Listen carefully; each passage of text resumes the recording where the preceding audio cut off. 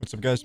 In this video, I'm going to go over some of the most important things you got to consider when you're playing Phoenix. I'm going to show you how to use this utility and basically just turn bad situations into good ones. This is going to be a pretty in-depth guide for the most part, and it'll definitely help you rank up if you're like hard stuck in certain ranks, you know? This will definitely give you what you need if you're a Phoenix main, or just, I guess, in general, there's a lot of good advice in here that you can use to kind of just build yourself up to that next rank or get through your plateau that you're currently stuck in. I'm going to talk about team coordination, flash zones, manipulating the flash zones into your favor, and how to use utility. But I encourage you to stick around. The timestamps are going to be in the description, but all this info is very, very useful from Iron all the way to Radiant. So it'll probably be my most in-depth Phoenix guide in terms of just fighting and taking duels and teaching you how to use the map in your favor. For guides on like Phoenix utility, different playstyles, flashes, and whatnot, just check the description. I'll have links to my older guides that go over some of the more simple stuff. Also check out my second channel because I'll have a lot of videos coming out similar to this. But yeah, let's get started. So Phoenix's role as a duelist is simply just a flashing duelist that takes space and flips fights into his favor by using his utility. I'll go over what I mean by that a bit later in the video, but just know that those are like kind of the fundamental things. You also got to be focused on like farming your ult orb and managing that. His other role is just like team coordinated pushes, like pushing something with your team where you are using your util to kind of create space on attacker or defender and push down and use your flashes to fight with your team. I'll have a lot of examples of that. We're going to go over it in like a playbook style so you guys can actually see like the grand scheme of things a bit easier. And that's pretty much like his main roles is just entering, creating space, and kind of just offsetting the enemy team and making it easier for your team to actually get into certain areas. The fundamental mindset, which is actually kind of important for Phoenix players, is that they should primarily focus on getting kills, entering, and creating space.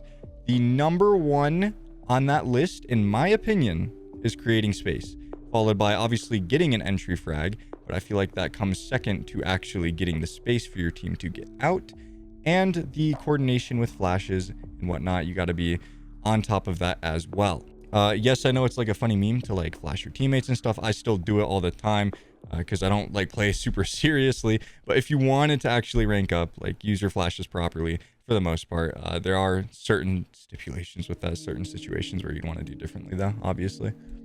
Phoenix mains also need to be like consistently farming their ult, as it's easily one of the most important parts of his kit. So with all those in mind, let's actually get started on how you should be playing Phoenix, how you should be manipulating fights, and how you should be using your flashes. Because yeah, I have a lot of like cool, funny flashes and stuff that I do on my videos. Everyone that watches my content knows that. But there are certain ways you need to be like using all the pieces of your utility in order to make a super easy fight for yourself. So let's get started with creating space, as that's going to be one of the most important things to focus on when playing Phoenix. Come on, let's go! Flash! Heads up! Let me grab the sword and then you walk in. One enemy remaining. So we're going to talk about creating space, and this is just a little scenario I drew up. This is a pretty like basic Pearl setup. Usually Fade will be playing over here, but we're going to ignore that because usually there is a player that will play here, and then when these smokes go down, they'll move out of the way, or they'll stay there and try and crossfire with their teammates. And this is why Phoenix is so strong. So let's just say Astra threw like these two smokes down right here. What you have to do at this point as a Phoenix, if you want to continue to push this, is you want to create space for your team to actually get out. Because if you take Fade and you don't use any of her utility, maybe use her eye, and you spot that the Jet's back calls and the Fade's here, all you can really do on Fade is push into the crossfire, right? But if you take Phoenix, for example, he has a lot of util that he can deal with this. So what I like to do personally when I'm playing Phoenix, so if your team smokes this side of elbow, which some teams I've seen in Immortal and Radiant like to do, then the Jet will kind of extend here and play in front of CT or next to this smoke here and then dash out.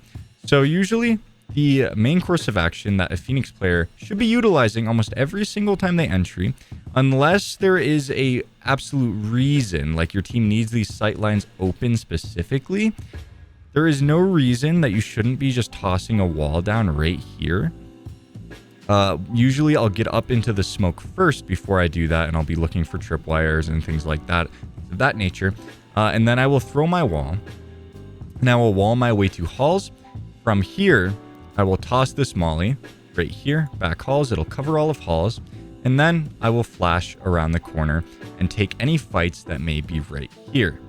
Usually, I will kill this player, and I will move on to halls, and I will throw another flash, get this space, and then I can fight whoever's here or just sit here and hold this space. Essentially what this does, right, if you look at the map, we'll say Jet dashed out after me and is ready to trade me as well. So if you look at the map here, what this does is it creates all this open space for your team to kind of play around with, right? So you have halls players and you have players here. Now, from this position, these smokes will probably be faded by now, right? Like realistically, these smokes are going to be down. Now you have Sage playing here, trying to help Jet, who also may have fallen to heaven. Let's just say Jet repositioned and went up heaven because she was getting surrounded by us in halls.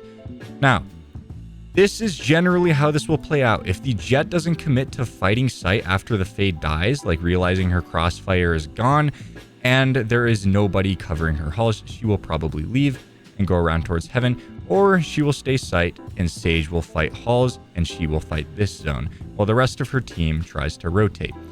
Now, this is just if we had a very quick, very solid execute where everything pretty much went according to plan. We got the first pick, we got the control of halls, and our team is kind of set up and ready.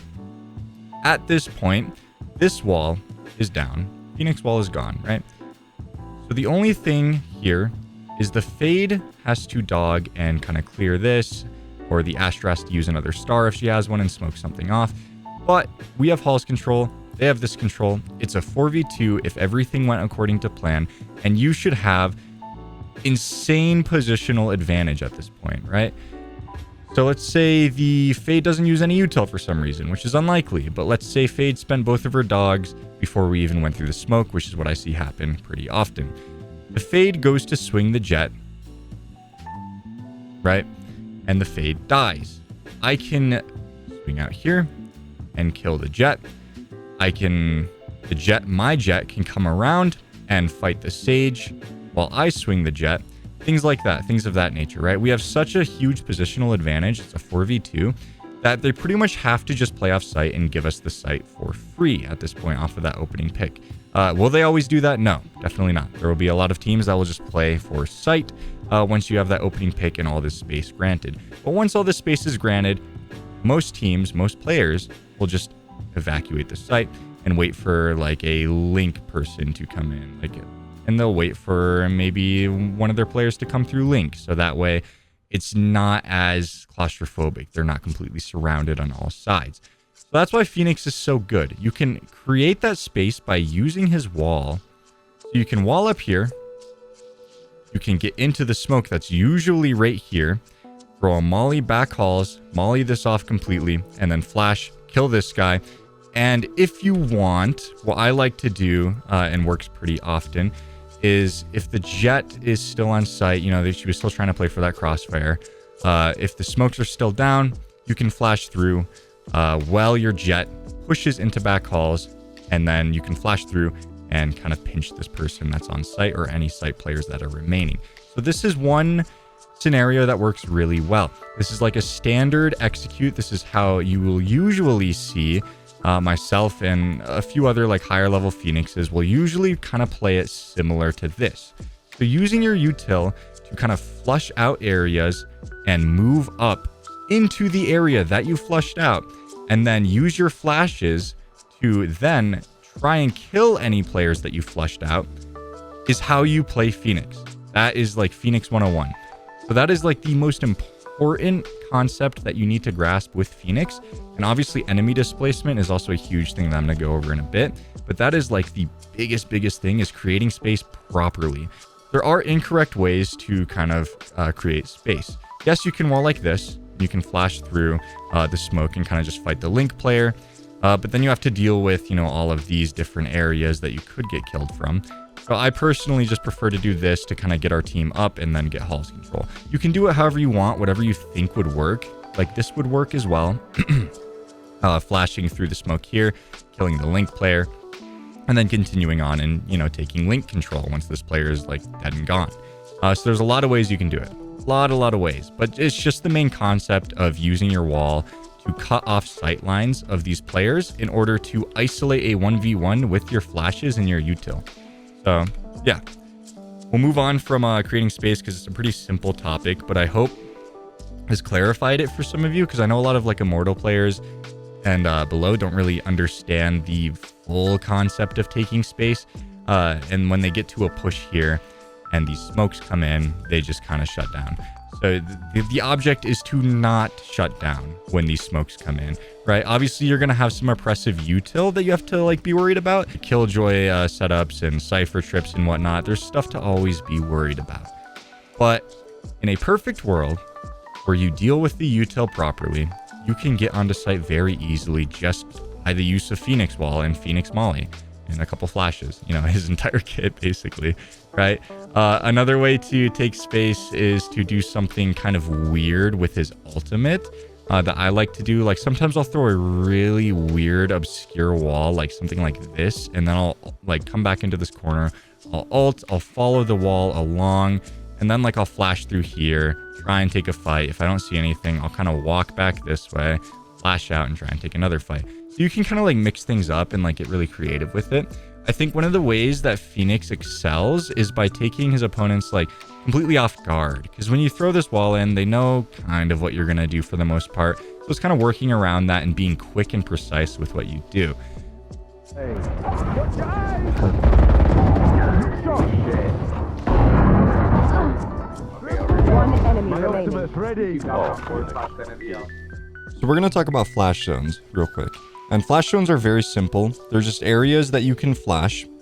And you're pretty much ensured that the enemy players have to either leave the flash zone and fall back, or if they turn from it, they can fight you, or you get a free kill. Those are like the three main things that'll happen in one of these flash zones. There are flash zones all over the map. These are the basic flash zones for a Phoenix player on Bind. This is Bind.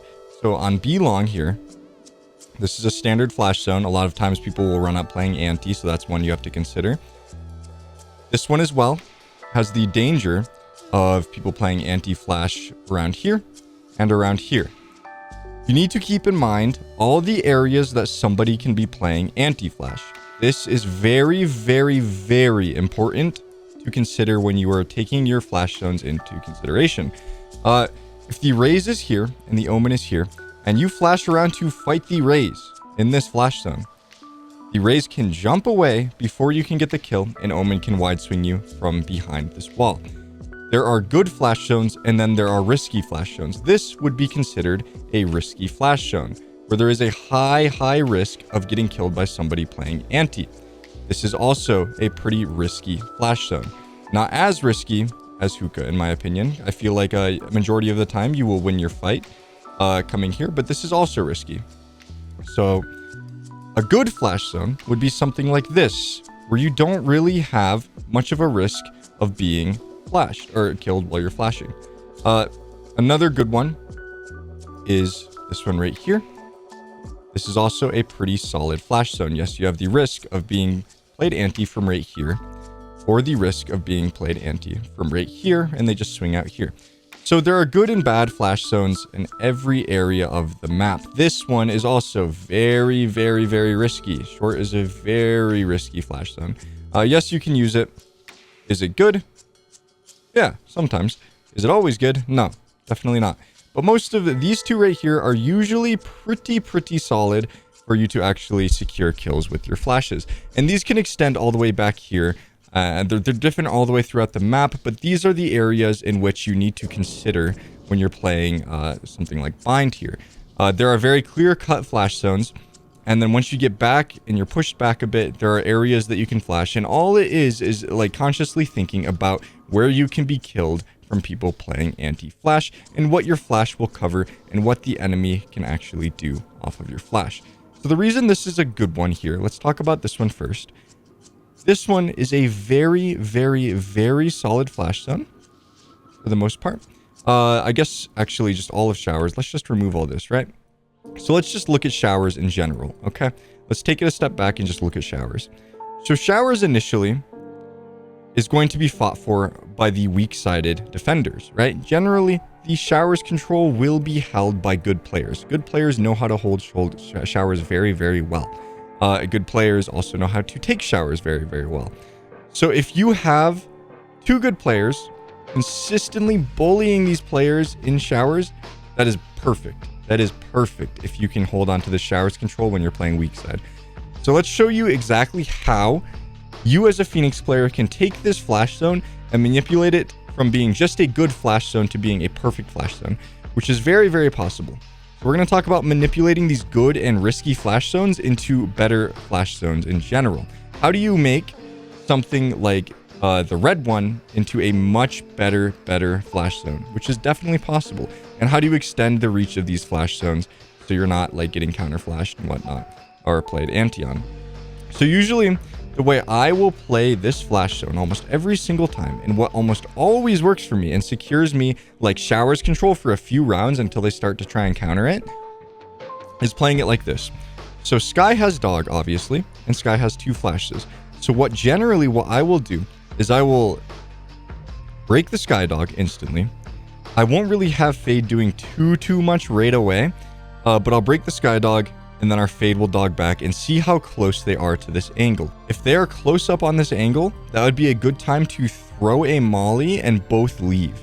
From there, you can reflash, and these guys are mollied. If they ran through the molly, they will die to you because you are flashing them in this new flash zone that you have just created. There is no way for them to fall off because this molly is just blocking them from falling off, right? What I'll do is I'll try and land it right here so they have literally no way of leaving. And then if I flash this and if they're like tucked up against this wall somehow, then I can continue on like hugging this wall, flash again, swing like this on the top of this right here. So that way I'm not exposed to down here, and I can kill the player that's stuck here, right? So there are ways to manipulate the flash zones by use of your molly that are just amazing, amazing ways to play this, right? Also, another way to play this is to molly this here. If they fall back, they'll either wait behind the molly or they will fall out here. If you are quick enough and you know they're not pushing, you can flash and go for a very fast peek. Note when I say very, I mean very quick peek, because if this guy ended up getting out but this guy is stuck and you're able to kill this guy, you want to be sure that you're not getting traded. And that's where the other teammate comes in and can kind of push with you and swing this with you. And that way, if you get swung, the chances of you getting traded off of that are very high. You have to take into account flash zones and like where they can be playing and the possibility that your teammate is there to trade you. So make sure when you are using your flashes in these flash zones that they're safe enough if you are doing it alone. And if they are unsafe, to an extent where there is like maybe one person playing anti-flash or got out to the point where they can just like tuck behind this wall, that you calm to your teammate like, hey, swing this with me, I'm gonna flash it, or be like, I'm flashing here, and then they'll just know to come swing with you usually. So that's one way you can kind of use your utility to manipulate this flash zone. Because before, if you look at it, right, if you look at it right here and you flash down here, it's pretty easy for them to just kind of leave, and maybe you'll get one. Okay, but if you throw the molly like right here and it flushes them towards you and you fall out, then you can easily secure two just by doing that, versus just the one if you were to just flash right here. And then also you have to take into account that they're going to have util to counter you off of your flash, so that's also very dangerous. So the reason why manipulating these flash zones is so powerful and so overlooked is because if you throw a molly and it flushes them here to you and you fall out, you easily secure 2 kills off of this flash. And from there, you can flash up here and continue to take space on showers if you want, or just hug this wall and go on a quick flank once you have that showers control, or you can just hold showers control. But you are kind of manipulating this area of flash zone into making it so neither of them can escape. When I throw my molly here, I will throw it in a sense where they are close enough to not swing me right away, but they're also a bit too far to go back. So once this molly comes in, they're kind of like in the middle here. They aren't quick enough to round the corner. I can throw it from like right here. I can back up. They are forced to push. I can flash and get 2 kills. So that's how you can kind of manipulate flash zones and make better flash zones for yourself. Because initially what this flash zone would look like is something like this, where if the sky is here and you want to flash from this area, you could kill the sky, sure, but the Omen can easily swing and trade you. And yes, your teammate could try and help you, but it's a lot more risky in the long run than playing it the other way, where you kind of force them to be stuck in one angle. Using your molly to kind of force people to be in bad positions is very, very effective. It is a very good way to play with Phoenix's molly. People don't really use mollies like that as much, but they need to. It is a very way to use any molly to just force people into bad positions in which you can use a flash or you can use a dog to easily kill them. Another thing I will like to do is if I get intel somehow, like if my fade throws an eye that there's 2 here, right? There's 2 here right now. What you can do is come up here. If fade gets the dog, there's 2 here and maybe an eye or something. And you know that there's nobody here playing back here waiting for something, or nobody's playing here. Because with game sense, you know, you could determine that there's at least 2 here. So there's probably going to be 3 towards short. If there's 2 coming showers to secure showers control. What you can do is have fade dog this person. So he's shooting the dog. You can throw a flash, left click the flash. If you are facing this direction, left click the flash. Do not right click here. This is where you do not want to right click. Because what can happen is they can be close enough to you where you flash and it pops like right here. You know, if they're close enough, it'll pop behind them. So what you have to do, you have to use your reverse flashes. Reverse flashing is not just a gimmick. All right. Reverse flashing is actually one of the best ways to ensure that players like this that are close to you are getting flashed. Because a lot of Phoenix players will just flash normally. And while flashing normally can be the best way to flash in certain situations, this is not. You have to think about where the flash is popping. Where is the flash popping if I throw it from here? The flash is popping up against the wall and will blind anyone, even all the way down to here. But if you throw it here, it could get up against this wall and it could flash behind them. Thus, they are not blind at all. And if you swing fast enough with the reverse flash, you can swing while they're either turning away or have no time to react. And that's easy kills, easy money for you. So that is the way you play around these flash zones. Using your flashes differently, using your molly in these flash zones will make so much chaos for the enemy team that it is so hard for them to counter what you are doing if you do it right. Yes, you will get countered sometimes. Yes, you will lose the fight. But the more you understand this and the more you play it like this, the better chances you will have of coordinating with your team and coming out on top in these situations. Watch your eyes! Heads up! My ultimate Nice. ready. Run out backside. 1 enemy remaining. This video is starting to run pretty long, so I'm going to keep these last 2 points pretty brief as they're fairly simple concepts to understand in terms of playing with Phoenix. So if we take long, for example, this is an exact play that me and Judgment did, like right off the start of a round that worked perfectly. And this is how you can combine like 2 flashing agents or any other piece of util from your team. Just know that you can kind of combine it with your flashes to secure even easier kills. Like a dog, if you skydog down and you bite somebody, you can flash that person to secure that kill for free. Yes, you could also swing him, but you could also stun and then flash to pretty much make sure that you're not getting killed even when he's stunned. Or like cabbages from Sky, if they're going towards an area and you know where they're going, you can throw a flash at around the same direction where the squid is going. That way you can just get the flash on the guy that you know is there. So flashing based off of intel is very, very smart. This play was a bit different. So what happened here is the barriers dropped, right? And me and Judgment were here. And his plan was to throw a sky flash and curve it, go up in the air, and then pop it around this corner. Now that's like a general info flash for Sky. So while he is throwing that, I am following the flash while walking down to this corner. When the flash pops, I will throw... After the flash pops, I wait a couple seconds, I flash and Judgment will already be back here waiting for a trade. So the enemies will not have expected another flash to come through almost right after the sky flash. So once he pops this flash, I'm going to wait like a second, because usually they will turn from the sky flash coming down. After that pops, if there's any like indication that the enemy is there, I will throw my flash and I will swing.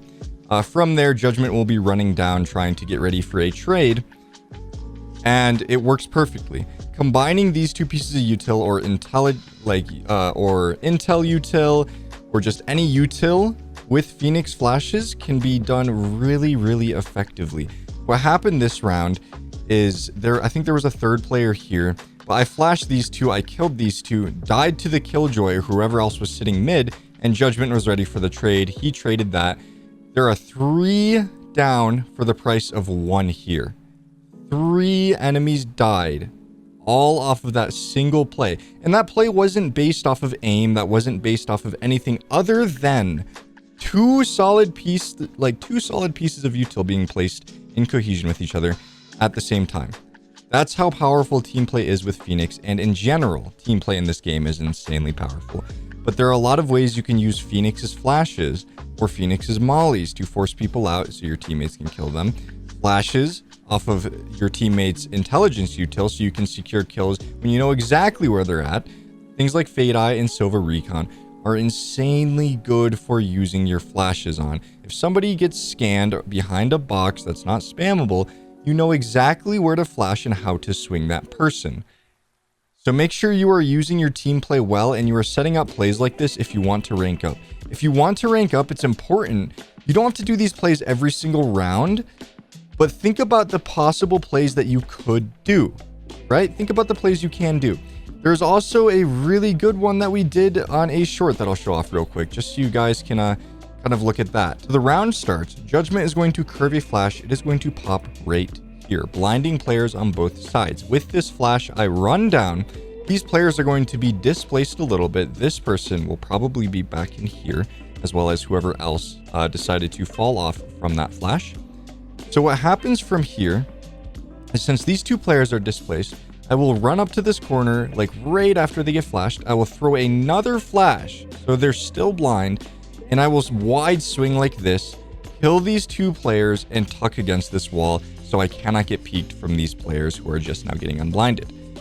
So it is a very good way you can kind of combo flashes and combo util. We did the same exact play in the same game, and it worked perfectly. I got 2. I wasn't quick enough to get to this wall, so I did end up getting traded, but Judgment was here, and he got the other 2 as well. So it's things like this that you need to just keep in mind when you're playing Valorant. Team play is super, super good. Next, we're going to talk about flipping fights, and flipping fights is a very, very simple topic for the most part. It's just making what is a pretty bad situation into a slightly more winnable situation. So we went over that the flash zone out of U-Haul kind of goes like this, right? When you flash out of U-Haul, you're going to flash all of this area as well as anyone sitting in this cubby. So with that in mind, how do you go about winning a 1 versus 2 in this situation? Under the assumption that you have 2 pieces of util, at least a wall, at least a flash, maybe even 2 flashes, no ultimate, right? How do you go about winning this? Now, there is like obviously ratting around and whatnot, but let's say that this is a 1v2 in an instance where, let's say this side of the map has gunfights going on, right? Let's just say that there are players contesting each other like this currently, okay? So you don't have to worry about any of this area, but there are people alive there. So you want to make a play from U-Haul here. How would you go about making that play? So the easiest way to go about making this play, if you know that this guy just planted default, you know the Cypher is just sitting short right here. There are 2 things you can do. If you want to fight more so with your team, right? If you want to fight with your team, the best way to do it is to kind of come up against this wall and wall like this. From there, actually it won't reach. So you want to kind of wall like this, splitting this guy off from short. You can even take a quick fight in this gap if you want, and then move on to around here and pop a flash around this box, kill this guy, maybe even molly this out afterwards if you don't want this guy fighting, and then you can kind of walk up and work with your team to deal with these showers players. That is one way you can go about it. There is a better way, in my opinion, to go about it, which is to wall kind of like this. So we're going to kind of come in the middle here, making sure you're not exposing yourself to short. And we're going to wall like this. From here, we're going to hug this wall, throw a flash around, and then hug the wall and try and fight the Cypher. If Cypher untucks, you want to get out of his line of sight before throwing another flash towards Brimstone. You do not want to stick around in this Cypher fight for too long, because what's going to happen if you sit around in this fight, like right here, is not only can he just unpeak and repeak you over and over, and that's a really hard fight to win, but this Brimstone can start walking up on the wall and try and push through the wall to kill you. So you, like, eventually they're going to bring the 2v1 back. So your goal after isolating this 1v1 is to deal with one of the threats as quickly as possible. If that looks like fighting the Cypher and getting the kill and then pushing down and establishing the short control, boxing this guy in, that's beautiful. But that's only if the Cypher gives you the opportunity to get that kill. If it looks like maybe coming along this wall, Cypher doesn't peek, pop a flash through, kill this guy, and then flash back through, hoping that the Cypher's going for the trade and killing the Cypher, you can do that as well. There's a lot of ways you can play this, but the most important way, the most important thing in this situation is that you do not let them make this a 2v1 again. Because from here, you have turned this 2v1 into a 1v1, and they are going to try and bring it back into a 2v1 as quickly as they can. So you have to make sure they aren't able to do that. So you have to quickly process what's happening and quickly react to the way things are playing out here. So just keep that in mind when you are flipping these fights. This is one of the most essential things with Phoenix, is using his wall to isolate very, very bad situations for yourself into good situations. When I am playing Phoenix, I will try and wall as far away from the other threat as possible, so it has more time for me to deal with this player. A lot of the times I will do it like that. I will never throw the wall like this, because then if I go to fight the Cypher, he can instantly swing through it, okay? So keep that in mind. That's very important to understand, that you are just maximizing the amount of time that you are like granted for this 1v1 right here, okay? That should be pretty simple to follow for the most part. I feel like I got my point across pretty well there.